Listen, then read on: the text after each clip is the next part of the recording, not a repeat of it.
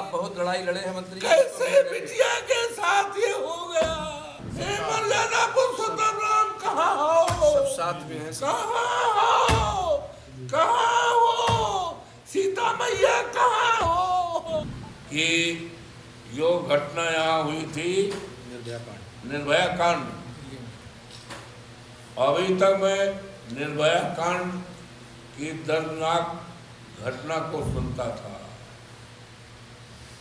लेकिन कल जब मैं उस परिवार में गया, परिवार तो है सहनवा है, हमारे संसदीय क्षेत्र में है, सरदार पटेल वार्ड हमारे लोकसभा के संसदीय क्षेत्र में है। मैंने जब सुना कि एक दलित बेटी के साथ जितना अन्याय अत्याचार हुआ है, दुनिया में इस तरह की कोई घटना देखने और सुनने को अब तक नहीं मिली है। मैं मौके पर गया, उसकी मां बेहोश पड़ी है, उसकी बेटी बहन मूर्छित है, बाप मूर्छित है, सारे लोग डरे और दहशत में हैं। मैंने पूछा, बताओ कैसे हुआ? तो एक महिला ने, जो उसकी दादी लगती है, अपनी सारी बातें बता दी। यहां तक उस बेटी की स्थिति कैसी थी, मुझे शर्म लग रहा है जबान खोलने में। उस बेटी की नग्नावस्था के बाद क्या क्या हुआ है, निर्वस्त्र करके कौन से बदन काटे गए हैं, कहाँ क्या किया गया है, मुझे बहुत शर्म आ रही है, बहुत शर्म आ रही है। मैं देश की जनता के सामने स्वयं लज्जित हो रहा हूं। यहाँ के देवतुल्य मतदाताओं ने अवधेश प्रसाद के हाथ में जिम्मेदारी सौंपी है, सुरक्षा की जिम्मेदारी सौंपी है, लोगों की सम्मान की जिम्मेदारी सौंपी है, लेकिन आज हम देश के सामने क्या कह पाएंगे? देश हमसे पूछेगा कल कि एक दलित की बेटी के साथ दुनिया के सारे रिकॉर्ड टूट गए, निर्वस्त्र करके उसका क्या क्या काटा गया, क्या क्या किया गया, जघन्य अपराध किया गया, हत्या की गई। निर्भया कांड से 1000 गुना यह गंभीर मामला है। और हमने देखा, मैं उस बेटी को मिट्टी देने भी गया था और बाप को, परिवार को, सब सामे हुए थे। यहां तक कि उसका जो दाह संस्कार होता है, दाह संस्कार भी जो हमारी हिंदू धर्म में मान्यताएं हैं, हिंदू धर्म की मान्यताओं को तोड़ा गया। जीसीबी लगाकर पुलिस के घेरे में उसको दफनाया गया।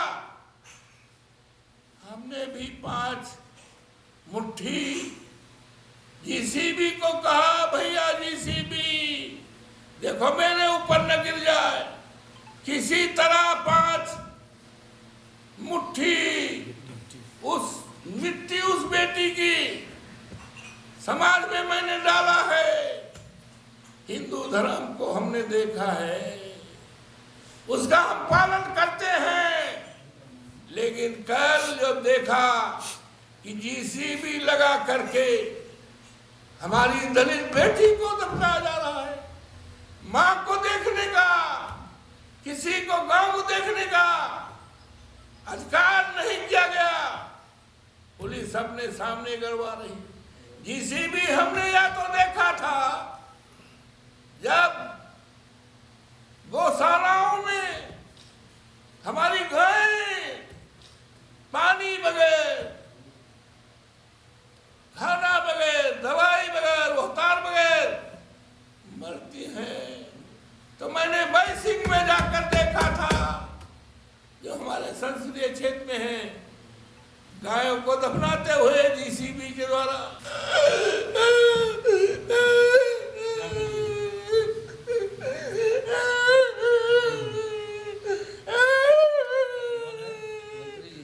मेरा दिल नहीं कहता, मेरा दिल नहीं कहता।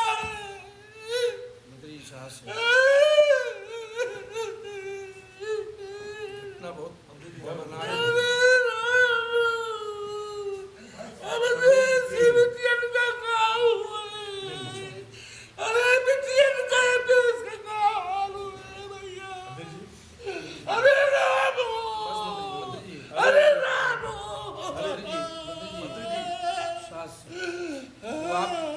आप उसकी लड़ाई लड़िए, लड़ाई लड़ी जाएगी, सब लोग उस साथ लड़ाई को आप लड़ेंगे, उसको न्याय उसके न्याय दिलाया जाएगा।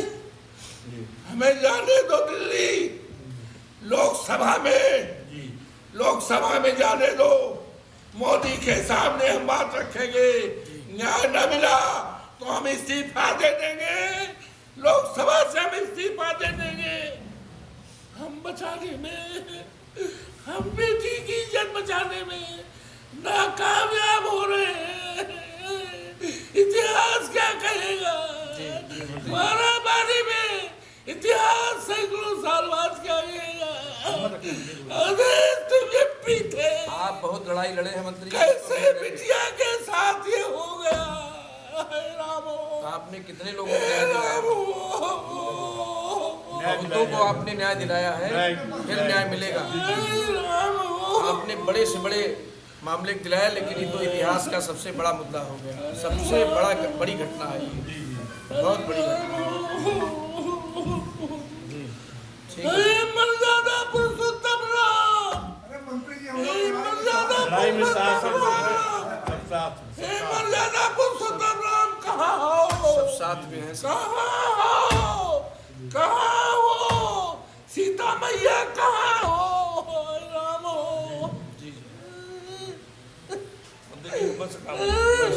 सांसद जी, हमें जाने दो दिल्ली, हम इस्तीफा दे देंगे। नहीं, आप लड़ाई लड़ेंगे,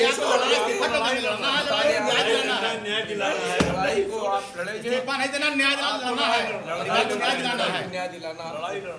आप तो हर लड़ाई को लड़ते हैं। लड़ना है, परिवार को न्याय दिलाना है, दोषियों को फांसी दिलानी है, इस्तीफा नहीं देना है आपको।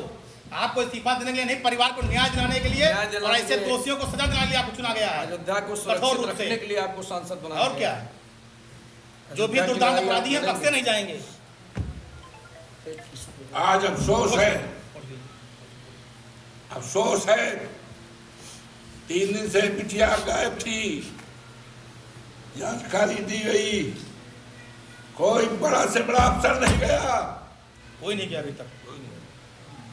ये हिंदुस्तान क्या दुनिया की सबसे बड़ी दर्दनाक घटना है। हम इस देश की मीडिया से प्रार्थना करेंगे, हम इस देश की मीडिया से प्रार्थना करेंगे, दुनिया की मीडिया से हम प्रार्थना करेंगे कि आज उस घर पर जाओ जिस घर में एक माँ ने अपनी बेटी को 9 महीने तक पेट में रखा था, बाप ने बुढ़ापा है, बेहोश पड़ा है, किस तरह से क्या क्या कैसे नंगा करके क्या किया गया, सारी हदें पार हो गई। हम हाथ जोड़ करके इस देश और दुनिया की मीडिया से प्रार्थना करते हैं कि वहां पहुंच करके देश और दुनिया को संदेश बताओ। एक इससे ये होगा कि कोई भी सरकार, कितनी भी खतरनाक सरकार होगी, तो इस तरह की घटना नहीं होने पाएगी। आज अफसोस है, हमारे जोगी बाबा रहे, हमने सुना है, मुख्यमंत्री आ रहे, सारे अधिकारी उनके लिए लगे हैं, लगना भी चाहिए, मुख्यमंत्री हैं, लेकिन अधिकारी और कर्मचारी पुलिस के लोग लगे हुए हैं। योगेश प्रसाद जो सांसद है अयोध्या जनपद से, देश दुनिया में नाम हुआ है। अब अजीत प्रसाद जो अखिलेश यादव जी का कार्य करता है, पीडीए का कार्य करता है, इंडिया गठबंधन का कार्य करता है, अखिलेश जी ने सबसे राय बात लेकर हमारे नेता बैठे हैं, इसको चुनाव लड़ाया है। हम चाहते तो अपने बेटे को हम भी डिप्टी कलेक्टर बना देते, हम भी कप्तान बना देते। लंबा चौड़ा है, पढ़ा लिखा है, हमने पढ़ाया है, LLB कराया है, लेकिन मैंने सोचा कि मेरे न रहने के बाद 20-25 साल बाद अन्याय अत्याचार धरती पे होगा तो कौन खड़ा होगा? जनता के बीच कौन जाएगा? परेशान लोगों के बीच कौन जाएगा? जो परिवार हमसे लगा है 72 से, वो परिवार किसके दरवाजे जाएगा? आज उसको हराने के लिए सारे पुलिस के लोगों को लगा दिया गया है, बीएलओ को लगा दिया है, पर्चियां नहीं बांटी जा रही है। गांव में पुलिस ने दौड़ा करके मार रहे हैं लोगों को।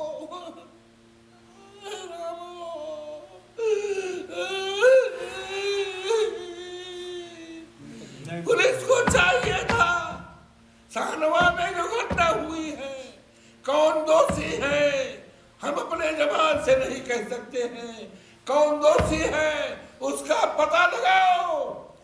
जाना चाहिए था, जिसने कांड किया है उसको गिरफ्तार करते, जाना ही चाहिए था इसी का जाए कि जो जिसने किया है उसको फांसी की सजा दिलाई जाए। लेकिन फांसी की सजा दिलाना तो दूर रहा, वहां कोई गया तक नहीं। ये सारे लोग लगे हैं समाजवादी पार्टी के कार्यकर्ताओं को डरवाने के लिए, धमकाने के लिए कि JCB लगाकर घर गिरवा देंगे और वो बंद करा देंगे। जितनी सब है सब बंद कर दिया है और चुनाव में गुंडागर्दी कराई जा रही है। और हमारे प्रचार वाहन एक कोरी बिरादरी का है, उसको सीओ ने गाली दिया है, धमकी दिया है, दिखाई पड़ोगे हाथ पैर तोड़ देंगे, घर को गिरा देंगे। वो दहशत में है। कल उसका वो बढ़ गया था, हार्ट अटैक से बच गया, डॉक्टरों को बुलाकर हमने उसकी कल जान बचाई, जिसको सीओ ने धमकी दिया था। पूरे देश में जा रहा है, ये क्या हो रहा है? धमका करके, डरवा करके, लोकतंत्र को दबा करके ये चुनाव मैं तो समझ रहा हूँ ये हिंदुस्तान का, दुनिया का एक अजूबा चुनाव होगा। जनता ने चुनाव हाथ में ले लिया है, दुनिया की कोई ताकत। योगी जी ने तो रिकॉर्ड बना दिया भाई, वो गिनी बुक में कभी लिखा जाएगा तो यह आएगा। उत्तर प्रदेश के ऐसे मुख्यमंत्री थे जो 10 बार किसी चुनाव में गए हैं। विधानसभा में हिंदुस्तान क्या, दुनिया में भी अगर आप गूगल लगाकर ढूंढना चाहोगे कि 10 बार कोई मुख्यमंत्री एक चुनाव में गया हो विधानसभा में, तो दुनिया में कहीं रिकॉर्ड नहीं मिलेगा। बाबा ने तो रिकॉर्ड तोड़ दिया है भाई, रिकॉर्ड तोड़ दिया है। हम अपने अधिकारियों से कहना चाहते हैं कि चुनाव में आचार संहिता का पालन किया जाए, सरकार के दबाव में काम न किया जाए। पुलिस अफसर से भी कहना चाहते हैं कि लोगों को डरवाया न जाए, धमकाया न जाए, लोगों को घरों से निकाला न जाए, लोगों को मरवाया न जाए, क्योंकि लोकतंत्र की हत्या हो रही है। देश और दुनिया वासियों से प्रार्थना कर रहे हैं, आओ बचा लो लोकतंत्र को, आओ बचा लो। बिटिया के द्वारा दिया गया जो बिटिया के साथ अन्याय किया उसको न्याय दिलाओ, और जिसने किया है फांसी दिलाओ, और जो अधिकारियों ने लापरवाही किया है उनके खिलाफ कार्रवाई कराओ। हमारे नेता ने कल मांग किया है 1 करोड़ रुपए का, हमारे नेता ने, और आज उस परिवार के ऊपर संकट तकलीफ तो है ही है, उसकी असुरक्षा हो गई है, उन लोगों के जान के खतरे हो गए हैं। तत्काल उस परिवार की सुरक्षा दी जाए, परिवार को बचाया जाए, नहीं तो और सारा सबूत जो है नष्ट किया जा रहा है। मैं चाहता हूँ देश और दुनिया के लोगों को आकर देखो, निर्भया कांड तो भी सुनते थे, 100 गुना उससे ज्यादा गंभीर मामला है। इससे केवल दलित समाज ही नहीं, पूरा समाज आज चिंतित है, भय से है, गुहार लगा रहा है, लेकिन कोई सुनवाई नहीं कर रहा है। अधिकारी लगे हुए हैं कि इस चुनाव को कैसे हराया जाए, अजीत को कैसे हराया जाए, हराने में लगे हैं, हराने में लगे हैं। पर्ची नहीं बांटी जा रही है, अन्याय बहुत बड़ा हो रहा है। इससे बड़ा अन्याय क्या होगा?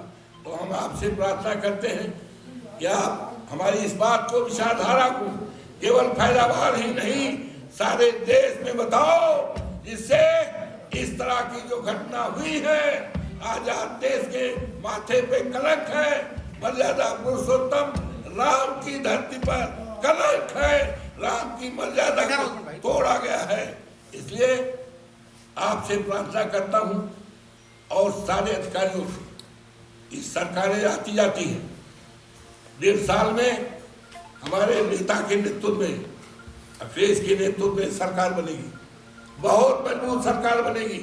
इतनी मजबूत सरकार अब तक नहीं बनी थी, 40-50 MLA भी नहीं इनके जीत पाएंगे, ये हालत पैदा हुई। इस चुनाव को अवधेश प्रसाद नहीं लड़ रहे, पवन पांडे नहीं लड़ रहे, पारस नहीं लड़ रहे, ये चुनाव जनता ने अपने हाथ में लिया। आचार संहिता अगर मुझ पर है तो सत्ता में बैठे हुए लोगों पर है, अधिकारियों पर है, कर्मचारियों पर है। और हम मांग करते हैं, यहाँ जो मिनिस्टर आए हैं, वो दुरुपयोग कर रहे हैं, डरवा रहे, धमका रहे हैं। और यहाँ तक अभी कल मेरे पास रात में लोग आए, लोगों ने पहुंचा, कहा कि कह रहे हैं घर में बुलडोजर चल जाएगा, घर उजाड़ जाएगा, आरा मशीन बंद हो जाएगी। ये धमकियां दे रही पुलिस वाले, जा रहे हैं, रात रात लोग भर रहे हैं,